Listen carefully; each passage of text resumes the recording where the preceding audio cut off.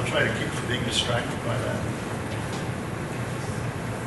Well, this morning this is really part one of the two-part set of talks.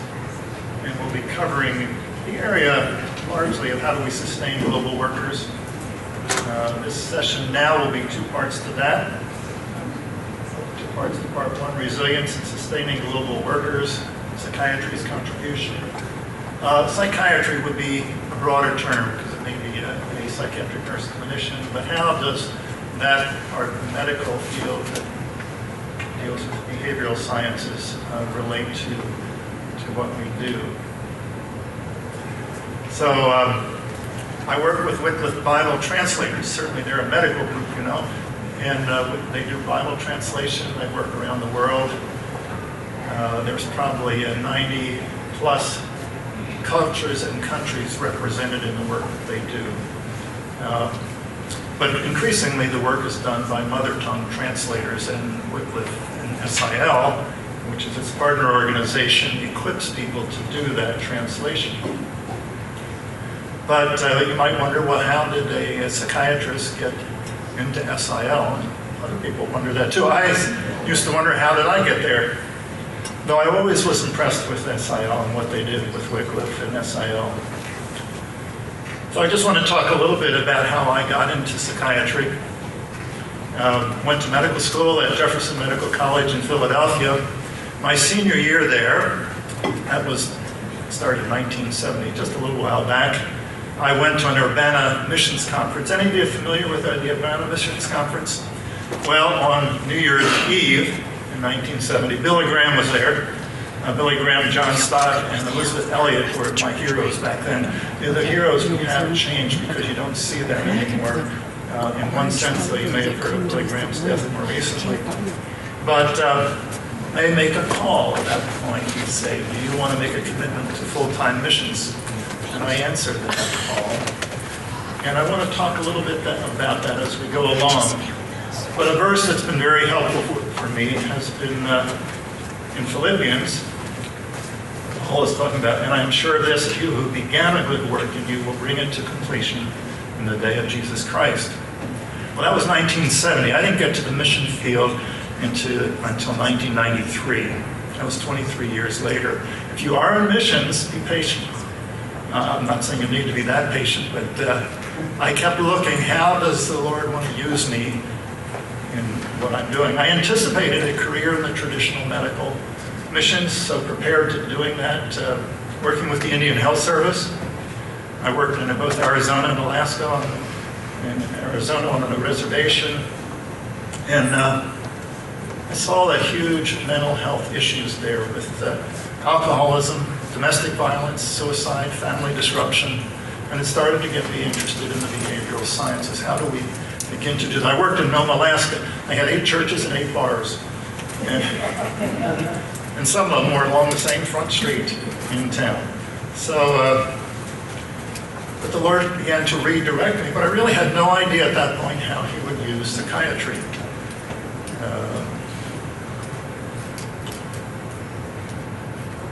But the issue of mental health issues goes way back, especially in modern history of missions. William Carey, who was often considered the father of modern missions. I don't know how much you know of his history. It was some years ago that I began to learn that he had some real struggles within his family. His wife, his first wife, was opposed to them going to the mission field.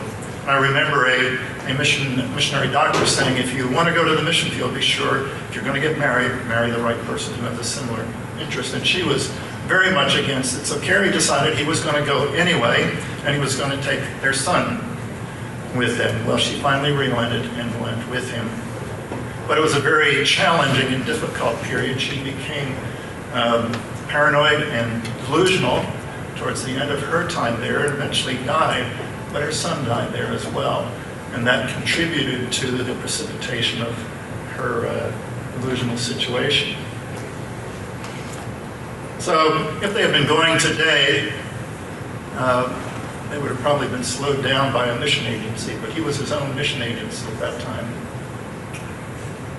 So how did SIL get involved, or Wycliffe get involved here? So we had a suicide of one of our missionaries, and that caught the attention of our leadership. What's going on? What do we need to be doing? How do we help take care of our people? So the wheels were set in motion to support a couple who were already in the organization. He was multi-functional. He was a lawyer. He was also a pastor, and well respected by the organization. He went and got training to do counseling. His wife did the same, and that was the beginning of what became Wycliffe's counseling department. So in the early years, most of the people who went into counseling were already Bible translators that gave them credentials, credibility with the organization, and that's a very important piece, is how do you develop credentials. So I put the iceberg up here. You know that an iceberg is the majority of it. 10/11ths of it is under the water. And that's the way God's created us. We're very deeply made and complexly made. And sometimes we don't know all that's there. So this is just a little illustrations, things that you already know. But underneath, there are often things that are latent or hidden, and they don't come out until there's a stressor that shows it up. I ran across this cartoon some years back, and I really like it because I think it sometimes fits the situation that we're in. The cow upside down is just saying here, really, I'm fine. I want you to think about the tension between call and how you're doing, especially how you're doing with what's underneath the waterline. Because people feel they've been called, they want to engage with the mission, and they feel that if I become a missionary, all these things will get taken care of if they're under the waterline there. So it's a mindset that people have, and it influences people at various places along the lifespan of a missionary. So the acceptance of psychiatry as a mental health care as a legitimate or even helpful aspect of missionary support, it's come slowly. For example, in some sectors of the more conservative church from which many missionaries come, counseling and psychiatry have long been viewed with some suspicion. Explanations for emotional suffering were seen as arising from spiritual causes, and the remedy was found in spiritual resources. In some setting, emotional distress is seen as spiritual or moral weakness. Again, think about this issue of how do we present ourselves. We don't want to be seen as morally weak.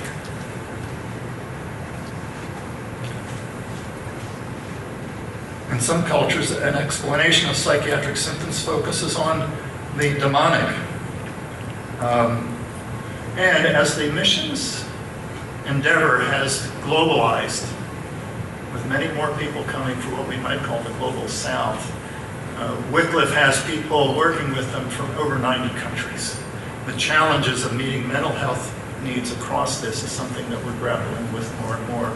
How do we address things in a culturally appropriate way from many places where we don't really understand the culture well?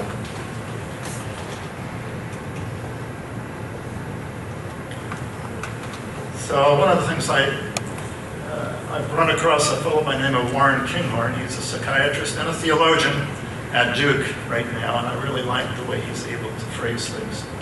So we're created in God's image, and from a human's perspective, now this is one of the things he said, there's always an interplay of biology, one's personal constitution, and the culture in which one lives. And that's the depth of God's creation in us. I mean, it's wonderful. We're capable of wonderful things, but also fallen in the process.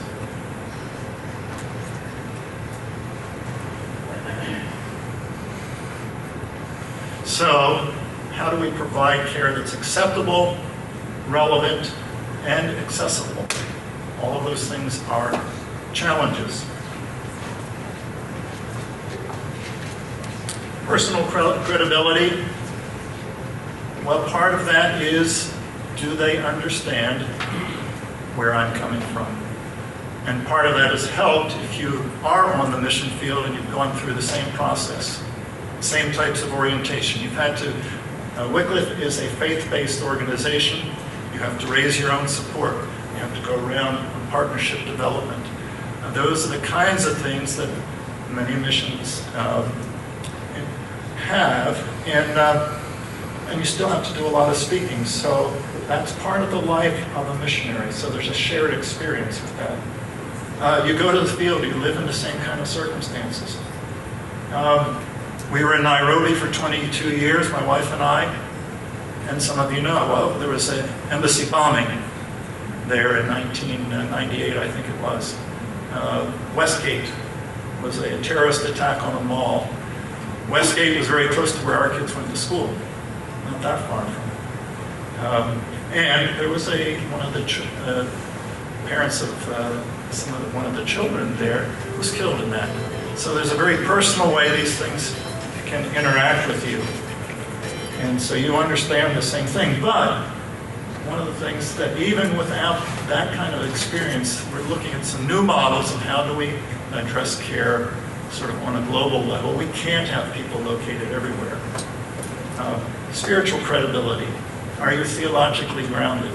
One of the things that I was asked to do was to spend a year at CIU doing their program there. They have a year-long program at Columbia International University. And it was very helpful, but it also gives you some credibility with people. They want to know, are you theologically grounded?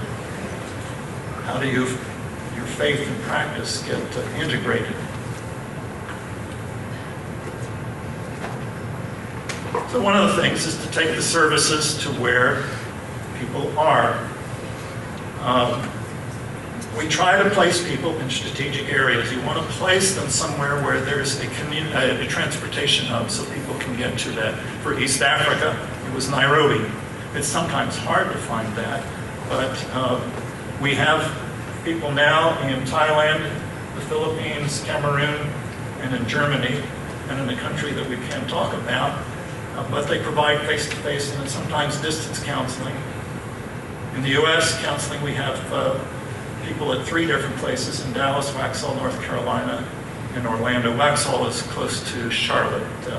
It's where JARS is located, the Aviation and Technical Services part of that. So obviously the majority of our overseas staff don't have geographic proximity, but sometimes they can come there. In our second session later this morning, the 9:30 session, Roger Brown and Dr. Roger Brown and Dr. Barney Davis will be looking at an overview of what kinds of things do we see, but also some of the new models that we're trying to think about. How do we make our resources accessible?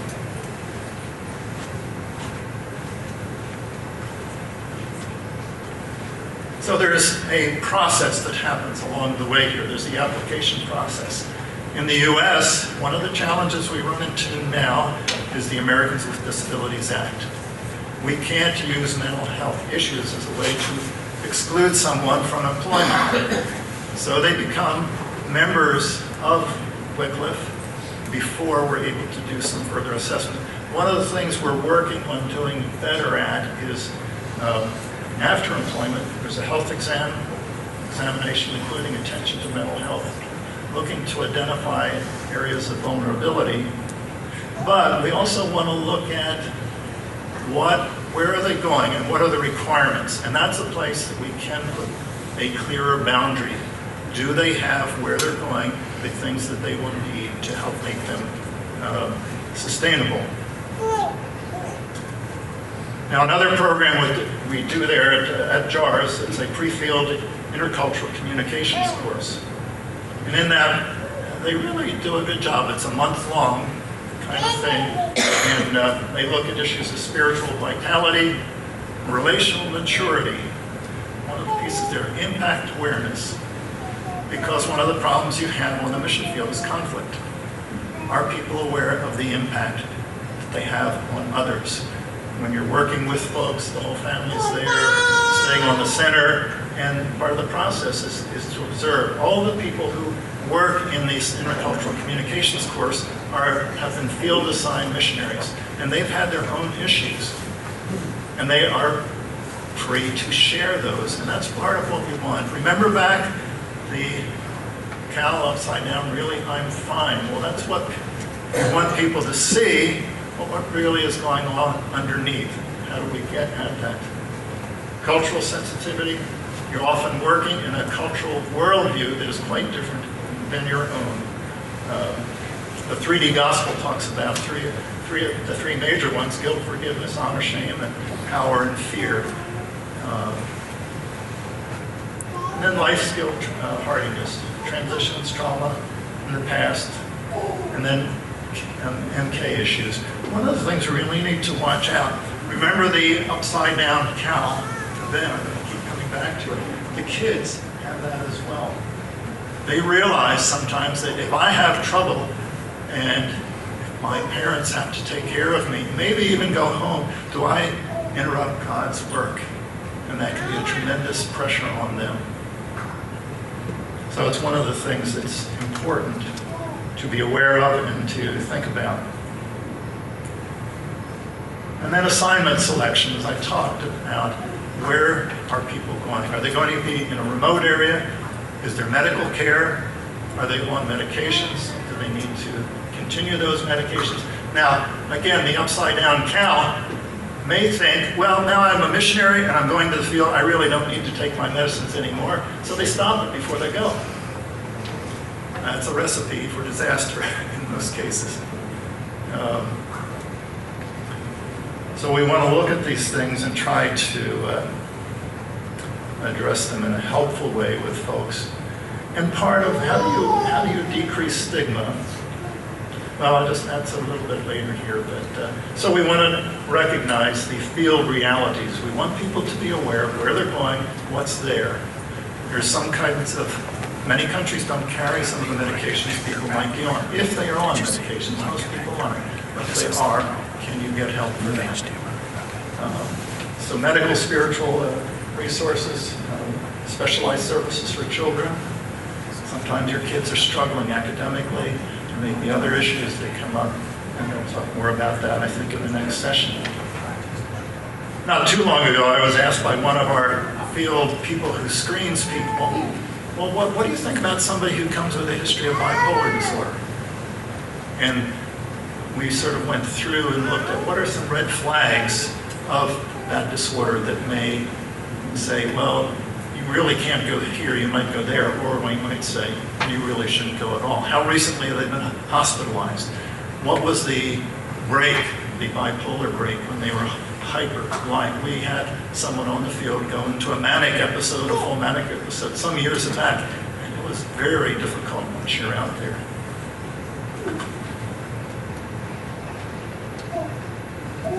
So, on-field support, what's available, what's not. Often the kinds of things we do, we often are doing some training of our staff, listening skills, knowing when to get help for people. Your HR department really needs help in being trained in those. Debriefing and mentoring leaders, coming along beside them. One of the real challenges is if you have a conflict. And generally, when I've been called to address things where there's an intractable conflict, it relates to some personality kinds of issues where people are unable, they're rigid, and they're locked in, and they're right. And it leads to an intractable situation. Oh, the old 80-20 idea is 20% of the people take 80% of your administrative time. And these kinds of conflicts can really eat things up for you as a leader. Crisis intervention and debriefing, I mean, we've just seen many, many kinds of things. We did a debriefing at the school after the Westgate attack in Nairobi, where one of the parents was killed, and we tried to come alongside of people in the midst of those kind of circumstances.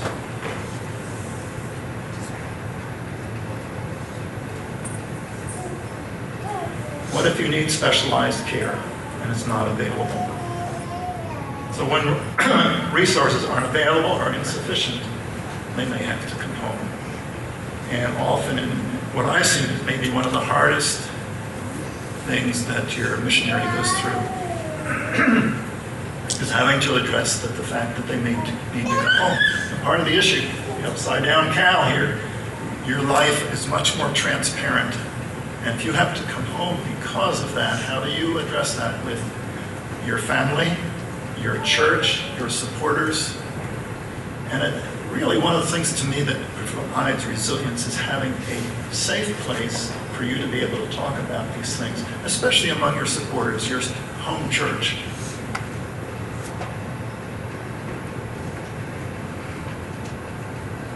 So there's a lot of losses involved in having to come home early. Long-held calling, what was meaningful work for you, disruption of your schooling for your kids, coming back in the middle of a term, trying to figure out where they go to school. How do you pick that up? So the issue of shame is really strong here. But if you've got a safe place to go, that's what's very, very helpful.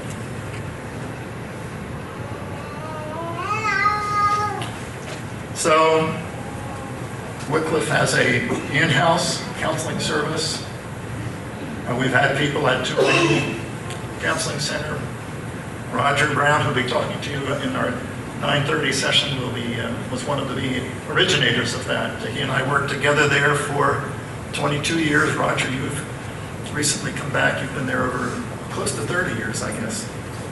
So they're brick and mortar facilities. Tumani's one, Cornerstone and the Well in Chiang Mai, Olive Tree in Turkey.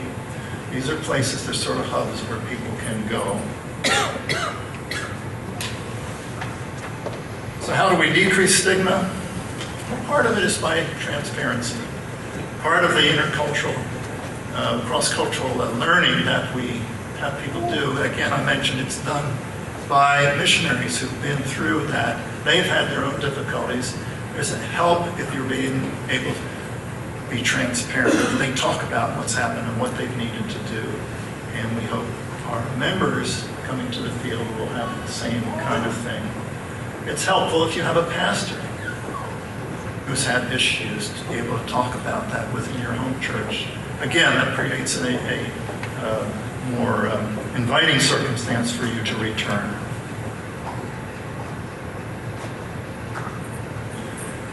And I'll just say briefly here, one thing that came was a surprise along the way, just a real blessing in one sense to be part of. It was in 1999 that some pastors in Eastern DRC came to one of our translators and said, how do we help our people who have gone through sort of endless cycles of war? And at that time, one of my colleagues was a psychiatric nurse clinician. She had studied in special area and cross-cultural issues. She was a mass unit nurse. She knew PTSD personally. And she was one of the ones who helped bring these materials out. One was an anthropologist translator. Third one was in scripture use. And having this material, it's an integration of scripture. What does scripture say about suffering? What does scripture say about grief, etc.? And looking at scripture and bringing some psychological principles to bear. Well, I'm going to stop there. Are there any questions that I might address for you? Yes? Are those written by an SIL person? Yes, yeah, they were all written by SIL people in the beginning. The American Bible Society has come along to help pick up because it's just exploded. So where could we find those? You can get them online with the American Bible Society, but I would encourage you to wait maybe about 4 or 5 months. We're coming out with a revised version. The one that's here is a 2016 version. We keep adding new things. One of the exciting pieces of that has been we've been asked and then are working on, and it's pretty close to be done, to do a military version. And Ukraine has been eager to get that. Any other questions? Yes? I have 2 questions. One, when you mentioned assessing for relational maturity, I was wondering if there was like specific assessments that you were doing, or is it more, hey, what I'm kind of gleaning as we're chatting, about life? Yeah, written exams can be helpful. One of the things we can't do because of the American Disabilities Act is we can't do an MMPI in the US. And the MMPI is rather good at picking up some personality kinds of trends or issues. But you want to watch because there's sort of there's an assessment component to that time they spend a month at JARS, and people are just, they want to know, how do you handle cross-cultural settings? You're asked to be in a cross-cultural setting in a church, etc. So the interpersonal interaction, are you a team player? Do you need to be out front? What are your strengths? What are your weaknesses? Especially, are you aware of those? So they look at that fairly carefully, and they actually do a good job with that. We have a counseling center there, so some may be referred to that and say, it might be good for you to check this out. With the idea, are you ready to go? Are there things you need to grow in before you get there? You had 2 questions. My other question was on confidentiality. I'm just thinking about in working with conflicts and working with debriefing and all of that, kind of the difference between someone maybe going personally to a psychiatrist or a counselor and having that confidentiality within an organization. Yes, how that yeah. functions. Yeah, that's a critical piece, and actually I didn't emphasize that enough or at all when I was talking earlier. Confidentiality is very important. Our organization understands that. There are times that our administration knows we have information that they need, and we don't tell them. Now, there are situations when you get on the field, if there's a child abuse situation going on, then we will take appropriate steps to manage that. Any other questions? Yes? When you first started talking, you said something about, we'll talk about how to become credentialed. Is that how we make that? You said something about, Credentials. I don't know if it's just like, let's say you have not, how to get there. Oh. Was that what you were going to talk about? No, not particularly, but you need to, there are secular credentials that you need to have. We require all of our counselors to be licensed somewhere, but then that gets more challenging when you're looking globally because some countries don't license counselors. How do we bring them in? How do we have a sense that they're going to do a good job? Because sometimes counselors go into counseling because they have problems.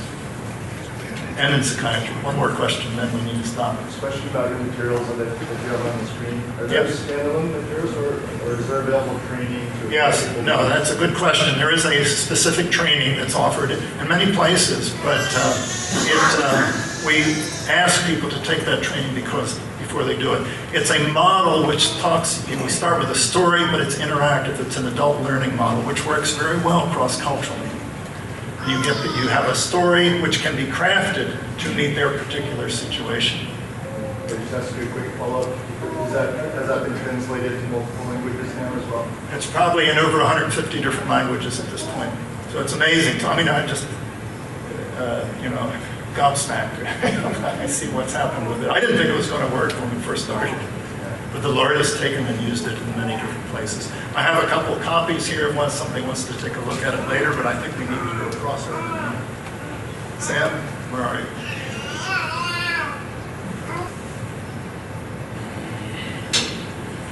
Appreciate your coming, since you don't even know my last name.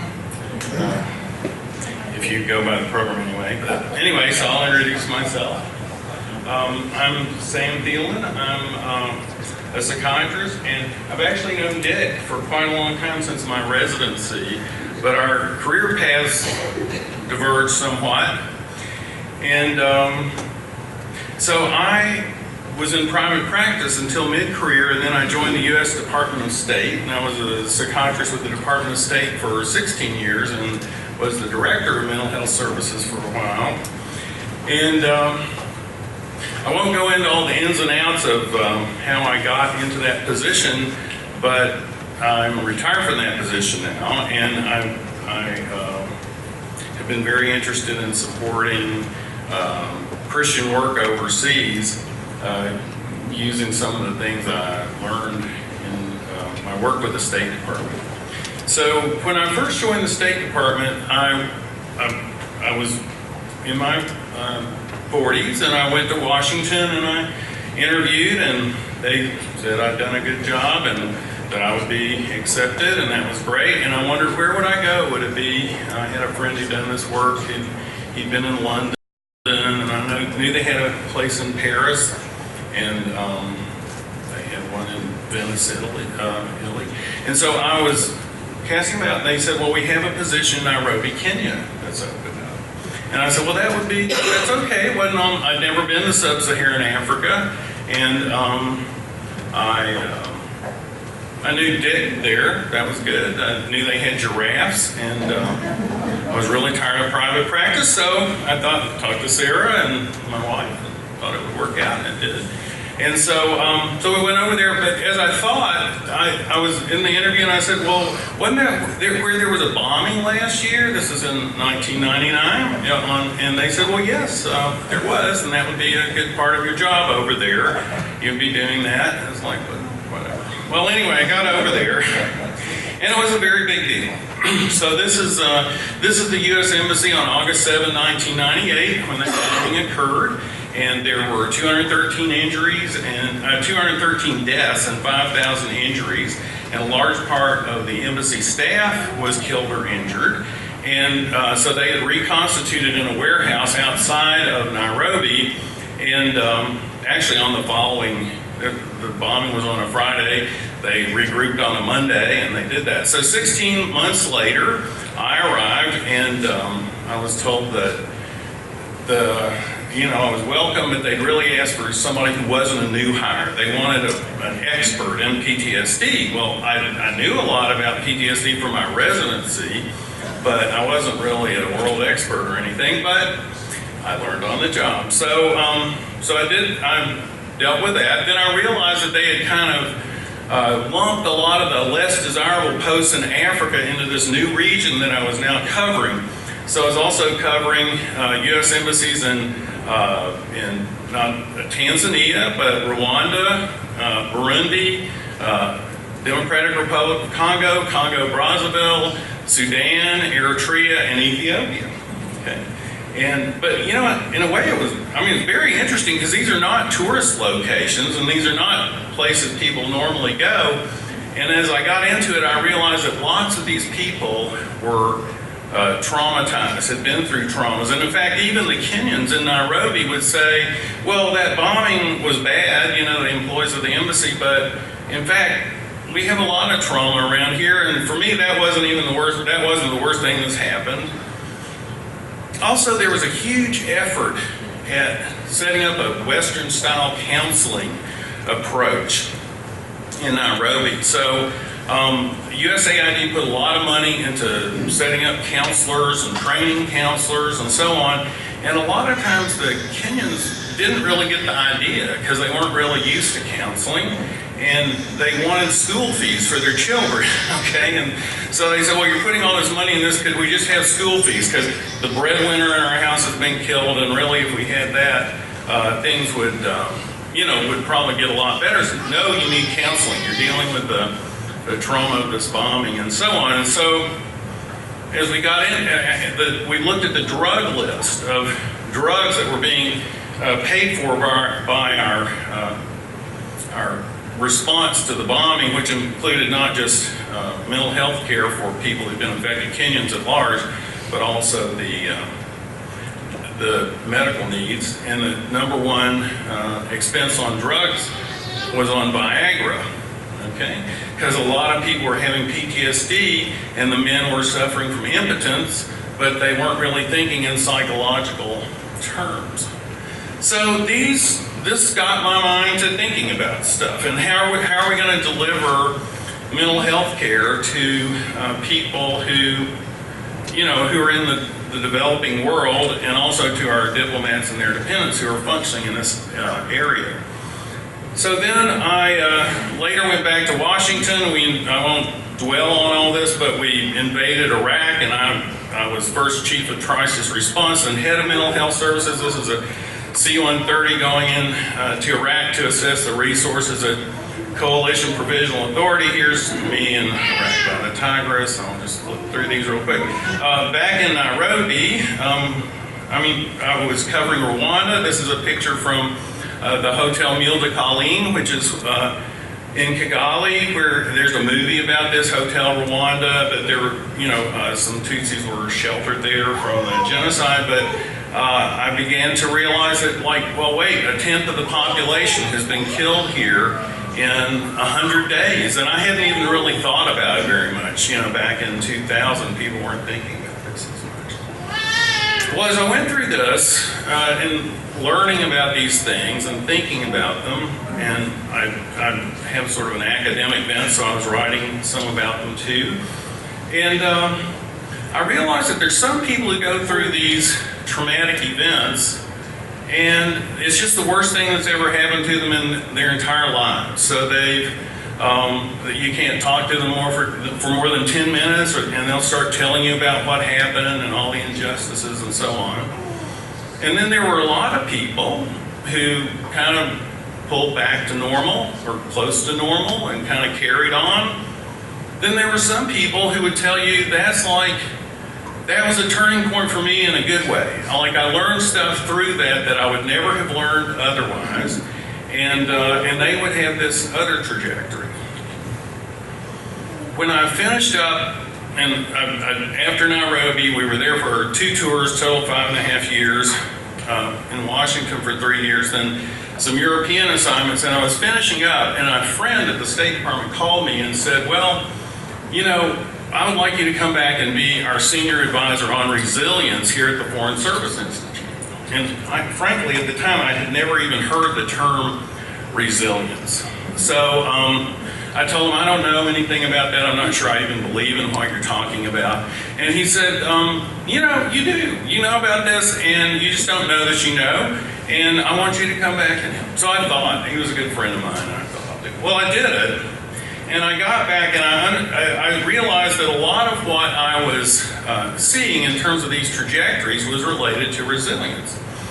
So my thought for us today is, as those of you who are looking to go into work overseas for the kingdom, and for people who are overseas working, this bears a lot of thought, especially early career, because if you will give attention to what I hope to tell you a little about today, you may really help things to go better with the Lord's help. So let me just, here are 3 useful concepts for you. They're related. The first is hardiness. Hardiness is what's used a lot of times by the military for selection, for special forces and so on. There's a scale that's put together by Paul Bartone that is a really short scale that measures hardiness, but this sort of thing is used, and it refers to a sense of control of your circumstances, a commitment to what you're doing, and an ability to tolerate change. And so this is hardiness. Grit is a second concept. It's a psychological concept. There's a book about it by Angela Duckworth called Grit, and there's a YouTube video. And grit refers to passion and persistence. Okay, so people who have grit, and a lot of leaders of non-governmental organizations, and I presume mission organizations, have been studies of this, seem to have grit as one of their big characteristics. I do a lot of consulting with Samaritan's Purse, and I think Franklin Graham would be a guy who has grit, so it's just passion about what you're doing, and you're persistent regardless. So resilience is related to different concept. And resilience refers to the ability to bounce back after traumas and the ability to thrive under pressure. So there are 2 components to the definition. And we think of resilience as a battery. Okay, there's a battery analogy, because resilience is both a state and a trait. So if you look this up, again, I thought initially this is sort of a fluffy concept, but it's not really that fluffy. There are really hundreds and hundreds and hundreds and hundreds of articles on resilience in the medical literature. And so it's something you're born with, but it's also something that waxes and wanes. So you can't really help what you're born with. This is one of these, it's like heart disease or something. You got these factors that aren't really modifiable, but there's some things you can modify, and there's some very serious thinking about what you can do in terms of training to help yourself be more resilient. So I like to tie what I think about to the scriptures as best I can. And I'm a lay person, like probably most of you. I'm not theologically trained, except I went to Wheaton. They made me to take Bible courses there, which I enjoyed. But anyway, there's this verse in Ephesians where Paul says, "Be strong in the Lord and the strength of His might." So I do think we're called upon, and I'll show you some more evidence of that in a little bit, to do our bit, with God's help, to build our capacity to bounce back. Low resilience, so if you get into the kind of low resilience frame of mind, we generally say this has the picture, looks a lot like stress really, but anxiety, isolation, clingy, frequent minor illnesses, moody. So when you're in the state of mind, forgetfulness, sense of hopelessness, you're not going to be bouncing back so well. You're not going to be sort of pushing forward. Why do we want to attend to resilience? Why should we think about our own resilience and helping others? Because if we don't, and if we neglect the mental health portion of people doing healthcare work overseas, you're going to find that people will have substance abuse. They're going to be people who are getting angry a lot. They're going to be suspicious, depressed, and maybe even have this thing that Dick touched on almost called moral injury, where you're in the middle of something, and this is not uncommon in medical work, and you do something you think you shouldn't have done, and it's like a crisis situation to boot. So you'd normally get PTSD anyway, maybe, and then you have this other part, well, I didn't really do the right thing there, did I? And so that's moral injury, and that can be very difficult for people to deal with and make the PTSD harder.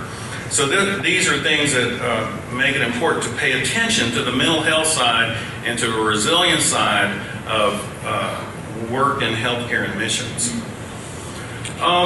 So this is sort of this verse that I use as for our member care group over at Samaritan's Purse, which is, "Blessed be the God and Father of our Lord Jesus Christ, the Father of mercies and God of all comfort, who comforts us in our affliction, so that we may be able to comfort those who are in any affliction with the comfort which we ourselves are comforted by God." So I view this as like a calling to us to comfort those with the comfort we've been comforted with by God. That's in 2 Corinthians. And if you read 2 Corinthians closely, you'll see that's sort of a book about comfort in some ways.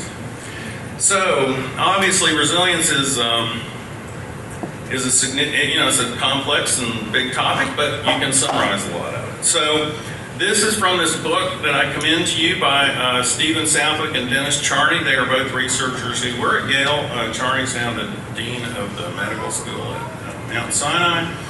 But anyway, they worked a lot in their work with their psychiatrists. They worked with post-traumatic stress disorder, Vietnam vets, and they did a lot of work with POWs who had been held by the North Vietnamese during the Vietnam War.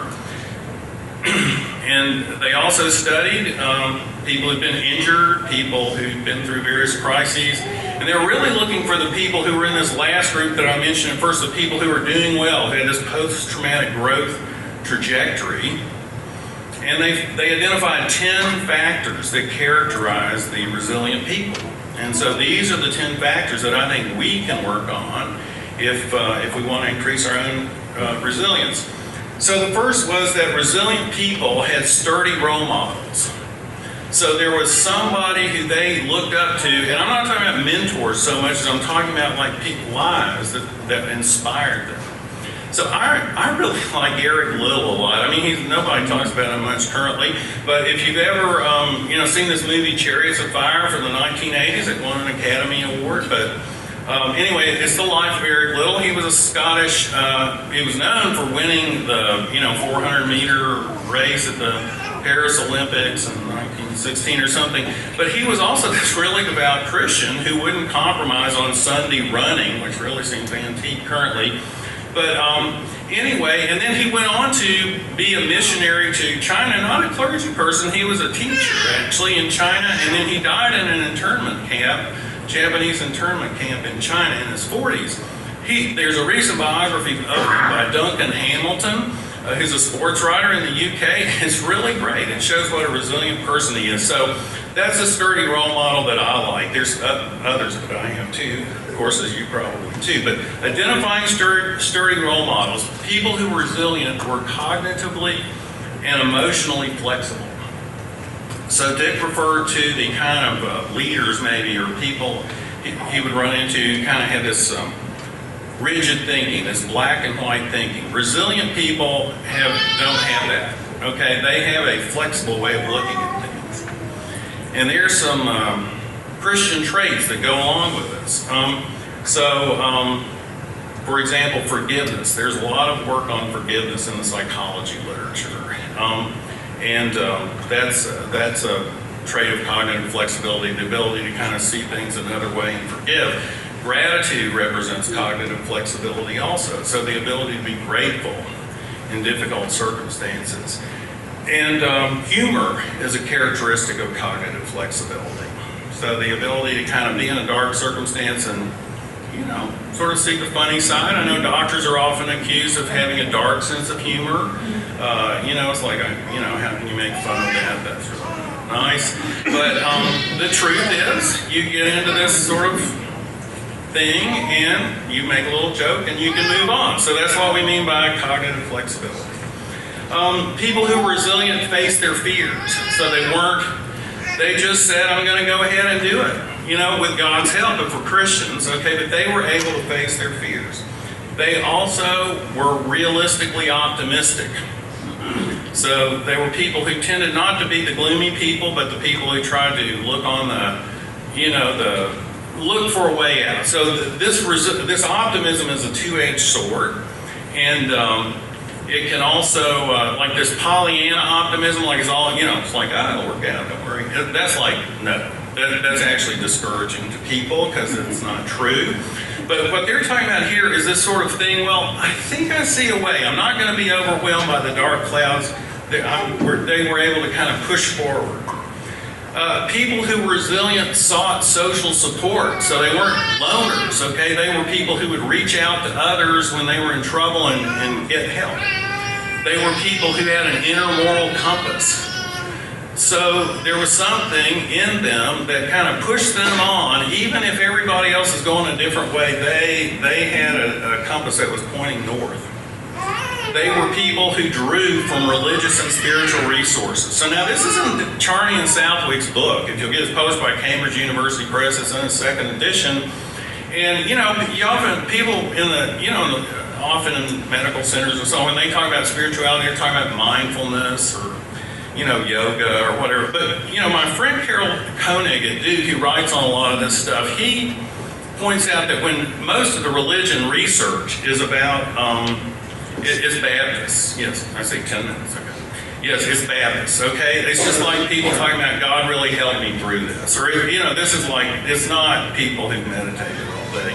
And anyway, don't get me talking on this too long, but that is the case. Okay, people who were resilient attended to their physical and brain fitness. Okay, so they were intentional about this. They were exercising, they were reading, they were working puzzles. I worked a lot alongside CIA people in the U.S. embassies, and one of the CIA psychiatrists told me about the special forces and how these guys.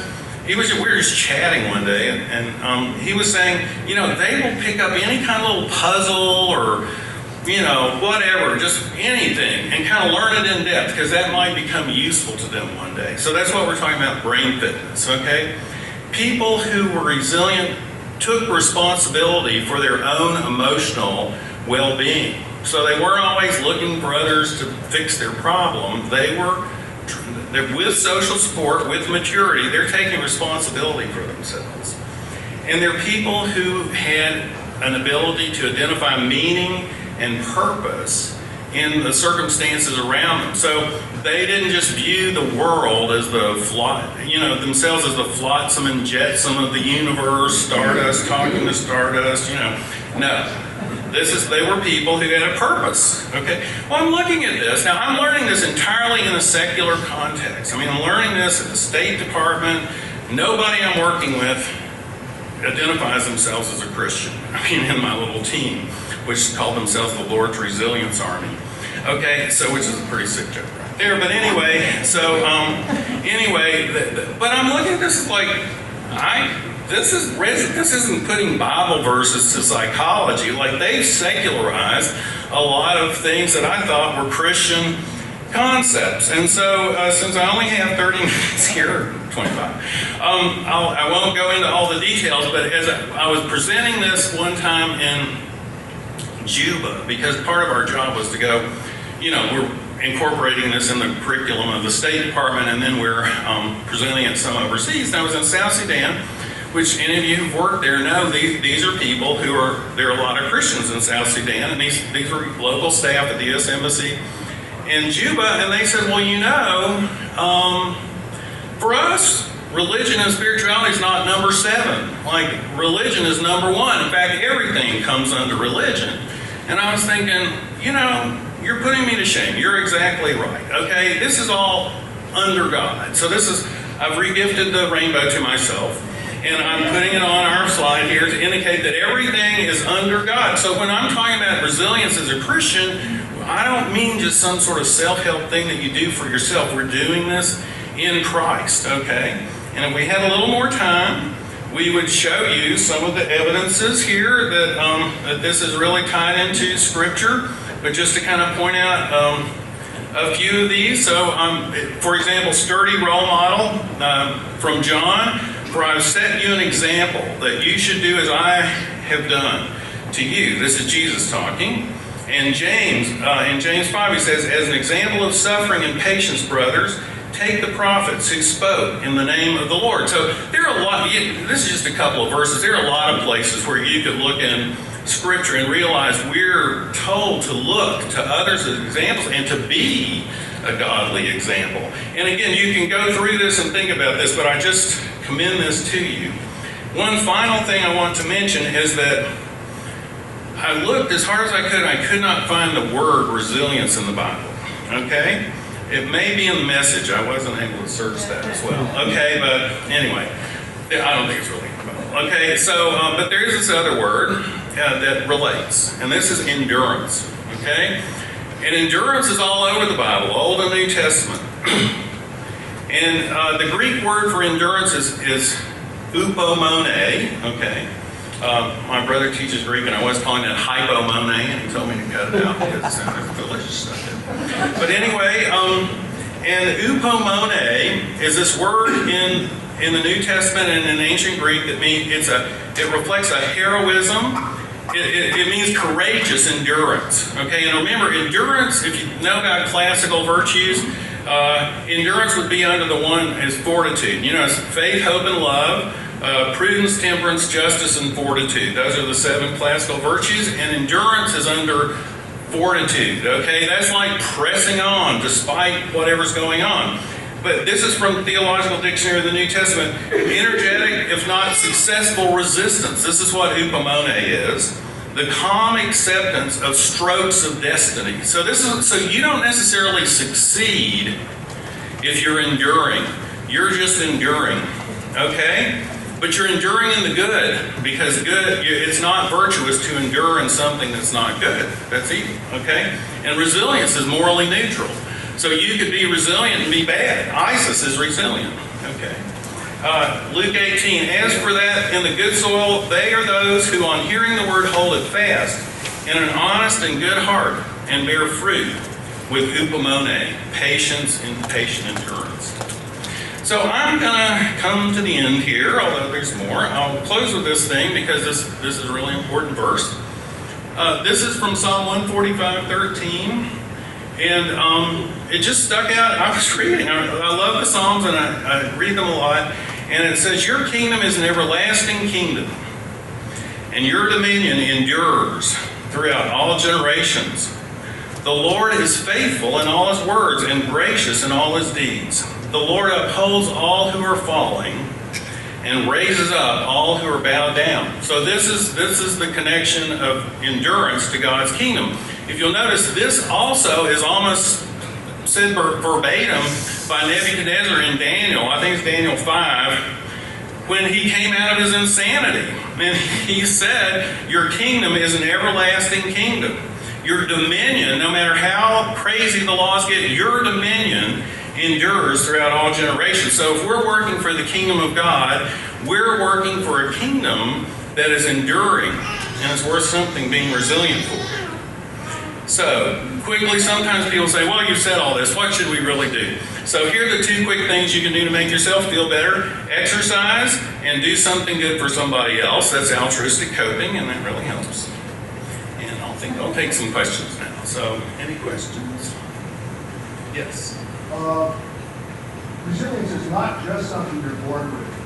If you look at those traits from charting, coping, optimism, all those different things, is that something you're born with? You learn those things. Right. The families, the context, every one of those things are things that we want to teach our children, and that we're helping the children learn that. And so it's classic biopsychosocial psychiatry. What you're born with and what happens to you. So I love what everything you said, but resilience is part of our context. And if you don't raise kids right, they're not resilient, no matter what they're born with, no matter what their genes are. Well said from a child psychiatrist. But it's absolutely